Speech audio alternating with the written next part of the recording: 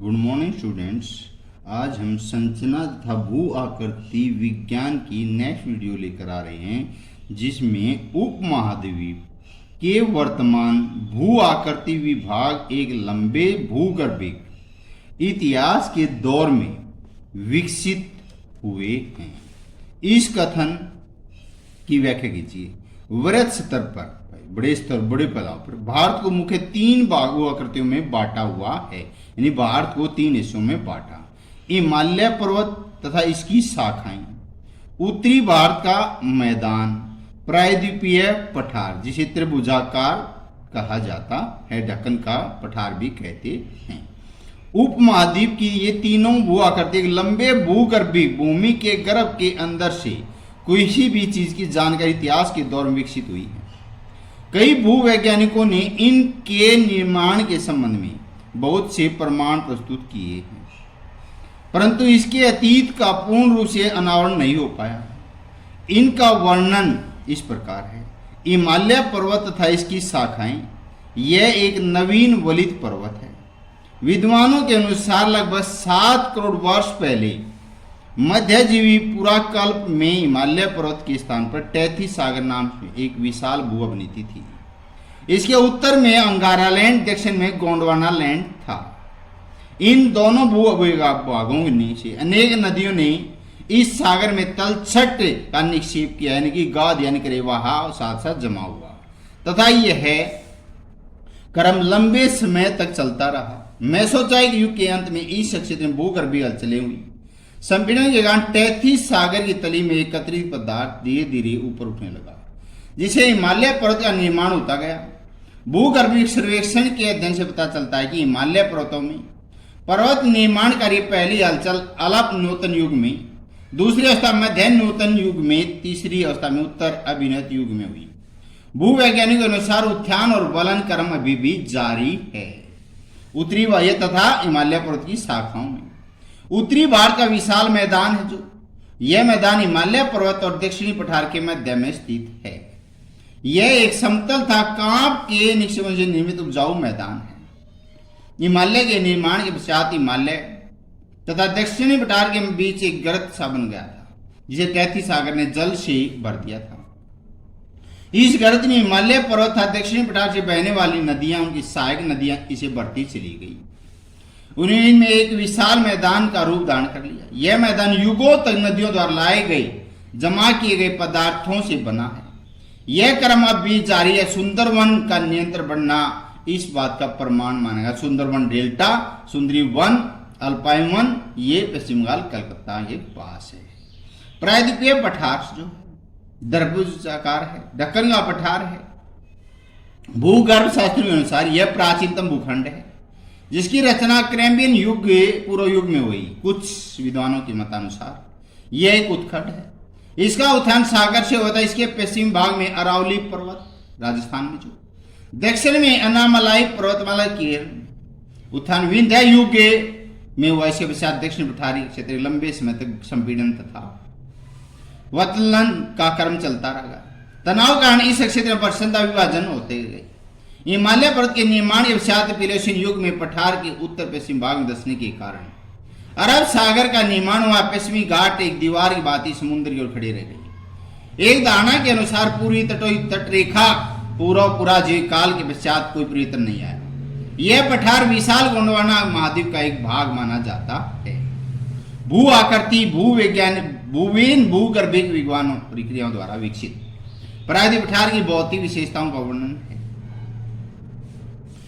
आदि का गोंडवाना से अलग हुआ यह प्रखंड 3 और समुद्र से घिरा हुआ है। इसे प्रायद्वीप पठार कहलाता। 3 तरफ, एक तरफ पूर्व साइड बंगाल की खाड़ी, पश्चिम तरफ अरब सागर, नीचे दक्षिण में हिंद महासागर पर्वत है। क्रमिक अपर्दन चक्र कारण घिसकर जीर्ण अवस्था में पहुंच गया। कट की खड़ी द्रोणी घाटियां अपर्दित धरातल की एक रूपता को भंग करती हैं। जिस मुख्य प्लेट पर हमारा पठार स्थित है, भारतीय प्लेट कहते हैं। इस चापागार प्रायद्वीप के पूर्वी कोने पर शिलांग का पठार, पश्चिमी कोने पर करेना की पहाड़ियां हैं। वर्तमान में दोनों मुख्य भाग पठार से अलग दिखाई पड़ते हैं, क्योंकि नदियों ने इन्हें प्रायद्वीप से काटकर निक्षेप जमा कर दिए हैं। यह पठार प्राचीनतम भू प्रॉपर्टी शहरों से बना, जिनका जन्म पूर्व कैरिबियन युग में हुआ। अवसादों के समुद्र की स्तर से ऊपर उठने से हुआ था। एक बार समुद्र से ऊपर उठने के पश्चात भारत का यह भूभाग फिर कभी समुद्र में नहीं डूबा। आज तक सपाट भूमि एक दृढ़ अगम्य है जिसे पार करने न्यायालय चिलीखंड के रूप में कायम है। इसे इस पठार की तुलना उत्खंड से की जाती है, एक भाग कटा हुआ जैसे करीब।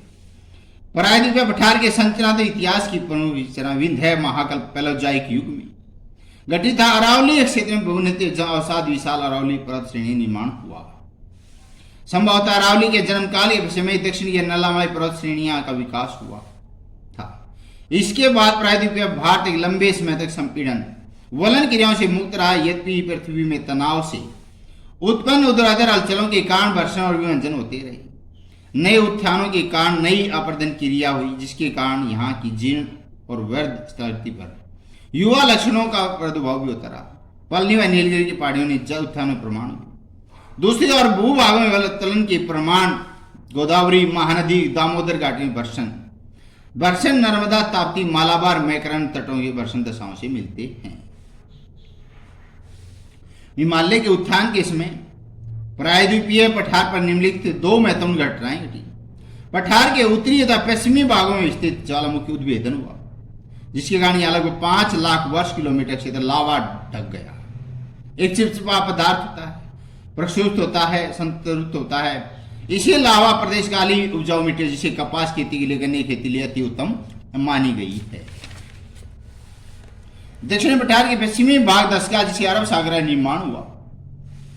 भूमि के इस निमंजन पश्चिमी घाट को बारकर पर्वतमाला के रूप में दे दिया, प्राकृतिक भूषणता प्रदान की। अरब सागर की आयु के बारे में भूगर्भ शास्त्रियों ने सहमति, इसकी उत्पत्ति विषण युग में पहले नहीं थी। हिमालय पर्वत की उत्पत्ति कैसे हुई? वो था जो गोंडवाना त्रिवेणी की प्रायद्वीपीय पठार की उत्पत्ति। अब हिमालय पर्वत कैसे बना? हिमालय पर्वत श्रेणियां उत्पत्ति हिमालय की चट्टान से प्रमाणित होता है कि इस पर्वत का जन्म समुद्र के नीचे हुआ। भूगर्भ शास्त्रियों के अनुसार आज से 7 करोड़ वर्ष पूर्व मेसोजोइक युग में वर्तमान हिमालय पर्वत के स्थान पर भू अभिनेत्री के रूप में एक सागर था जिसे टैथी सागर के नाम जाना जाता है। उस समय उत्तरी मैदान समेत समस्त हिमालय क्षेत्र टैथी सागर सतह से नीचे था। इस सागर के उत्तर में अंगारालैंड और दक्षिण में गोंडवानालैंड नामक 2 भूखंड थे। इन दोनों सतलीय भागों से आने वाली नदियों ने टैथी सागर तली में तलछट का निक्षेप किया। मेसोजोइक युग के अंत में कुछ भूगर्भीय हलचलों के कारण सागर के उत्तर व दक्षिण में स्थित सतलीय भाग अंगारालैंड गोंडवाना एक दूसरे की ओर बढ़ने लगे। इस संपीड़न के कारण टैथी सागरी तली में एकत्रित तलछट वलित होकर धीरे धीरे ऊपर उठने लगी। तलछट के समुद्री सतह से ऊपर उठने हिमालय पर्वत निर्माण से इन पर्वतों उत्थान धीरे धीरे अनेक युगों में होता रहा। विद्वानों का मत है कि राय है कि वर्तमान में जो है हिमालय पर्वत ऊपर उठ रहे हैं। हिमालय पर्वत का निर्माण टर्सरी दौर में हुआ, अतः इस दौर को अल्पाइन दौर भी कहा जाता है, क्योंकि यूरोप के अल्पस पर्वत का उत्थान भी इसी काल में हुआ था। हिमालय व अल्पस पर्वत के निर्माण संबंधी टैथीज भूमि सिद्धांत की मान्यता अब कम हो गई। इस सिद्धांत की अपेक्षा प्लेट विवर्तनिक सिद्धांत के वैज्ञानिक अधिक महत्व दे रहे हैं। इस सिद्धांत के अनुसार पर्वत निर्माण घटनाओं का संबंध प्लेटों की गति से। समस्त भूपटल 6 मुख्य प्लेटों तथा प्राचीन शील्डों में बटा है। ये प्लेटें प्रांतीय प्लेट, यूरेशिया प्लेट, अमेरिकी प्लेट, भारतीय प्लेट, अफ्रीकी प्लेट, अंटार्कटिका प्लेट के नाम से जाना जाता है, विख्यात है। ये प्लेटें धीमी गति से अर्धध्रुवीय सतह पर सरकी हुई हैं। प्लेटों आपसी टकराव जिन्हें ऊपर की ओर महाद्वीपीय चट्टानों में प्रतिबलों जन्म देता है, जिसके कारण वलन वर्षण आग्नेय क्रियाएं होती हैं। हिमालय का निर्माण भारतीय प्लेट की उत्तर दिशा में सरकने, यूरेशियन प्लेट के नीचे धक्का देने से हुआ। लगभग 6.5-7 करोड़ वर्ष पूर्व भारतीय प्लेट के उत्तर में खिसकने के कारण टैथी सागर सिकुड़ने लगा। लगभग 3 से 6 करोड़ वर्ष पूर्व भारतीय व यूरेशिया प्लेट एक दूसरे के काफी निकट आ गए। परिणाम टैथी सागर अक्षेपाकार विंगित करता है। लगभग 2 से 3 करोड़ वर्ष पूर्व हिमालय की पर्वत श्रेणियां टैथी सागर से ऊपर उभरने लगी थी। आप घर पर रहें, सुरक्षित रहें।